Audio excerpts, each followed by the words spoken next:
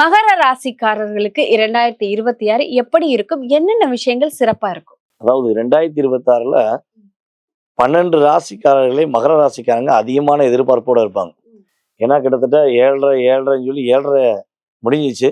முடிஞ்ச பிறகு கூட முயற்சிகளை நிறைய தடை வருதே.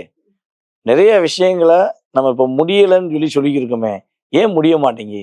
எந்த இடத்துல மைனஸ் ஏற்படுது, எங்க தப்பு இருக்கு அப்படின்னு சிந்தனையோட தான் இந்த 2026 தொடங்குவாங்க.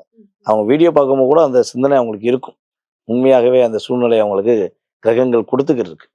ஸோ இந்த அழுத்தங்கள், இந்த பிரச்சனைகள் எல்லாமே சரியாகி இவங்களுடைய எதிர்பார்ப்புகள் நிறைவேறக்கூடிய ஒரு அற்புதமான ஒரு பொன்னான வருடம்னா இந்த 2026ன்னு நம்மளுடைய மகர ராசி என்பவர்களுக்கு உறுதியாக சொல்லலாம்.